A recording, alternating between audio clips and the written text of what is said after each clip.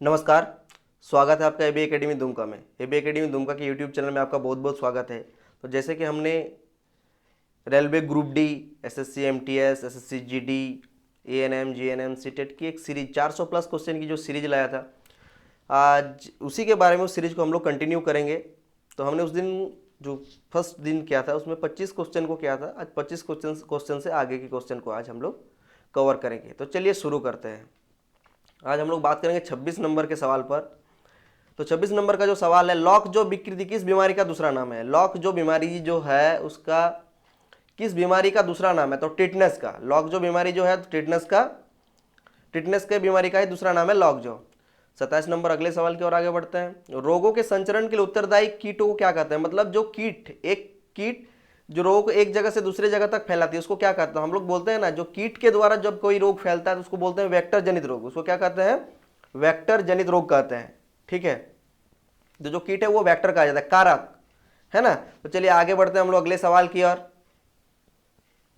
हमारा अगला सवाल है, एलिसा परीक्षण किसके निदान में किया जाता है? ELISA test.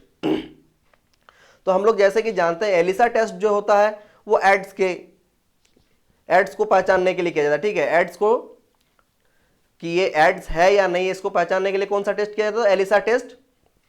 ठीक है, अगले सवाल की ओर आगे बढ़ते हैं। कैंसर के निदान में कौन सा परीक्षण सहायता करता है? कैंसर जो है आपका, कैंसर क्या होता है? तो कैंसर जो है ये आपका होता है abnormal cell division. Abnormal cell division होता है ना, मतलब एक सेल जो है वो एबनॉर्मल तरीके से, असामान्य रूप से वो डिवीजन होता है, टूटता है, उसी को हम लोग कैंसर कहते हैं। जो ट्यूमर है, तो ट्यूमर क्या है? ट्यूमर भी एक तरह का कैंसर ही है। ठीक है, तो कैंसर के निदान के कौन सा परीक्षण किया जाता है? तो कैंसर के लिए बायोप्सी किया जाता है। कैंसर के लिए क्या किया जाता है? तो बायोप्सी को क्या कहते हैं? जिब्रिती परीक्षण। बायोप्सी का हिंदी हो गया जिब्रिती परीक्षण।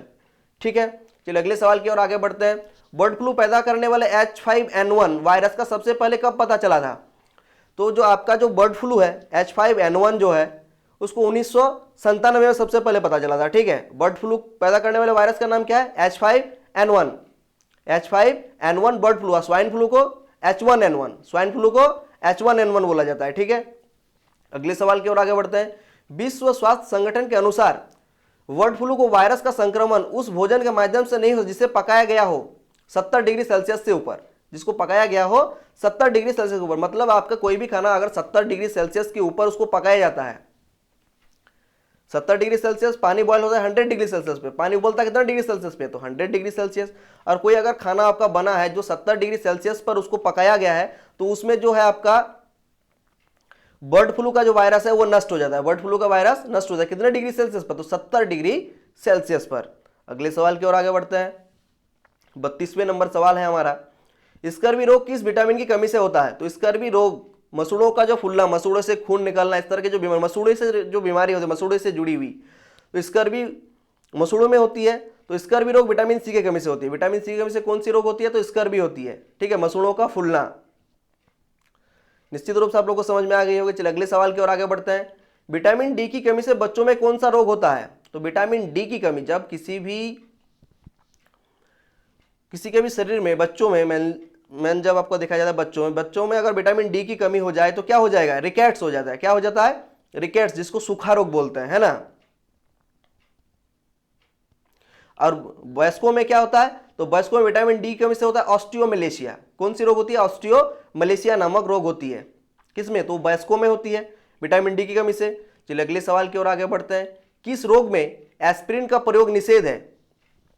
किस रोग में एस्पिरिन का प्रयोग निषेध है? किस रोग में कहता है एस्पिरिन का यूज नहीं किया जाता है? तो वायरल बुखार जो है ना, जो वायरल बुखार होता है, सर्दी खांसी का जो बुखार होता है, वायरल फीवर जिसको बोला जाता है, उसमें एस्पिरिन का उपयोग नहीं किया जाता, वो निषेध है।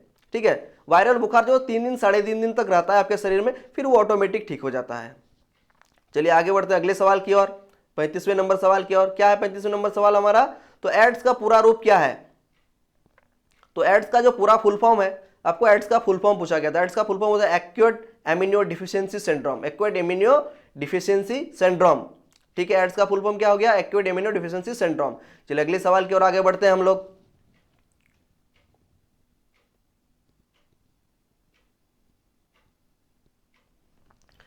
अगला सवाल है हमारा, एड्स क्या है? तो एड्स जो है एक विषाणु जनित रोग है। एड्स क्या है? एक विषाणु जनित रोग है।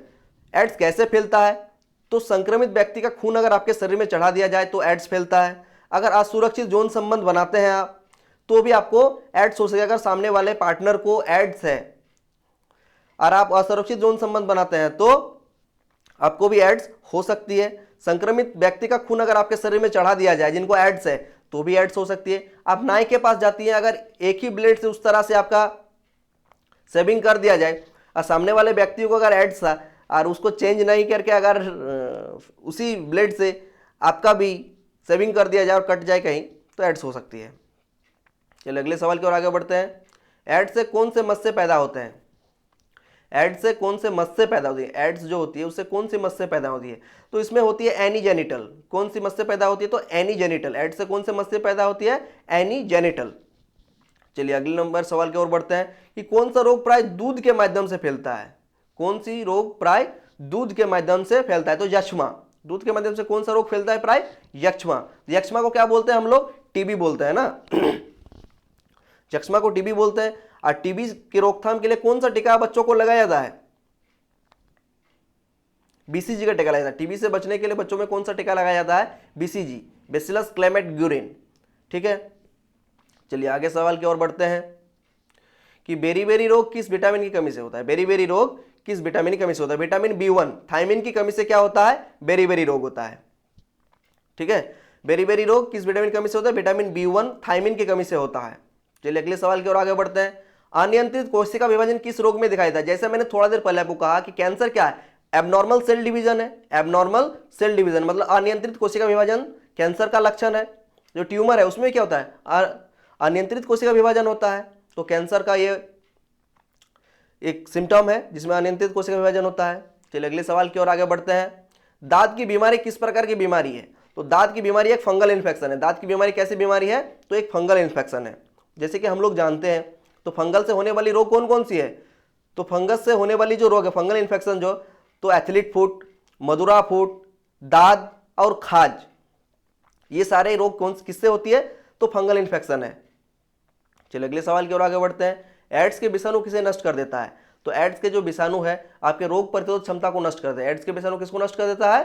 रोग प्रतिरोध क्षमता को नष्ट कर देता है। तो एड्स के विषाणु लिम्फोसाइट को नष्ट कर देता है। एड्स के विषाणु किसको नष्ट करता है? तो लिम्फोसाइट को नष्ट कर देता है। अगले सवाल की ओर आगे बढ़ते हैं हम लोग कि जो आपका चेचक है, स्मॉल पॉक्स होने का क्या कारण है? किस वायरस से चेचक फैलता है? किस वायरस से चेचक फैलता है? तो बेरियोला वायरस। चेचक किससे फैलता है? बेरियोला वायरस। ठीक है, अगले सवाल की ओर आगे बढ़ते हैं कि पेयजल में फ्लोरीन की कमी से कौन सी बीमारी होती है? पेयजल में फ्लोरीन की कमी से कौन सी बीमारी होती है? द दंत क्षरण, कैरिज। दांतों की जो बीमारी है वो किसके वजह से होता है? फ्लोरीन की वजह से होती है। दांतों की जो बीमारी है किसके वजह से होती है? तो फ्लोरीन की वजह से होती है। ठीक है, अगले सवाल की ओर आगे बढ़ते हैं। जुकाम किस प्रकार से होने वाले रोग है? सर्दी जुकाम जो है किस प्रकार से होने वाले रोग है? तो विषाणु संक्रमण से है, क्योंकि जो वायरस है आपके शरीर में जाता है और सर्दी जुकाम बना आपको ला देता है। तो जुकाम किस प्रकार का रोग है? तो विषाणु संक्रमण से होने वाले रोग है, मतलब ये वायरस से होने वाले रोग है। कोरोना वायरस भी आपका क्या है? विषाणु संक्रमित है, वायरस जनित रोग है। कोरोना भी वायरस जनित रोग ही है। अगले सवाल की ओर आगे बढ़ते हैं कि टाइफाइड रोग किसके द्वारा पैदा किया जाता है? टाइफाइड, तो जैसे कि हम लोग जानते हैं टाइफाइड साइमोनेला टाइफी नामक इससे होती है। टाइफाइड हम कहते हैं टाइफाइड हो गया। टाइफाइड, टाइफाइड जानते हैं ना, आंत जोर जिसको बोलते हैं। आंत जोर किससे होती है? तो साइमोनेला टाइफी से। किससे होती है टाइफाइड? तो साइमोनेला टाइफी। ठीक है, और टाइफाइड क्या दिया जाता है? टाइफाइड में एंटीबायोटिक दिया जाता है। मतलब ये बैक्टीरिया से होने वाले रोग है। किससे होने वाली रोग है? बैक्टीरिया, जीवाणु जनित रोग है। चलिए अगले सवाल की ओर आगे बढ़ते हैं। टिटनेस रोग का क्या कारण है? टिटनेस रोग का क्या कारण है? टिटनेस, तो टिटनेस रोग का कारण है क्लोस्ट्रिडियम। टिटनेस रोग का क्या कारण है? किससे होता है? तो क्लोस्ट्रिडियम से टिटनेस रोग होता है। ठीक है, चलिए अगले सवाल की ओर आगे बढ़ते हैं। यकृत शोथ जिसको हेपेटाइटिस बी बोलते हैं, यकृत शोथ क्या बोलते हैं? हेपेटाइटिस बोलते हैं। कैसा रोग है? तो विषाणु जनित रोग है। हेपेटाइटिस कैसा रोग है? विषाणु जनित रोग है। कहाँ पे होती है? तो आपके लीवर में होती है। कहाँ पे होती है? आपके लीवर में होती है। ठीक है, चलिए अगले सवाल की ओर आगे बढ़ते हैं हम लोग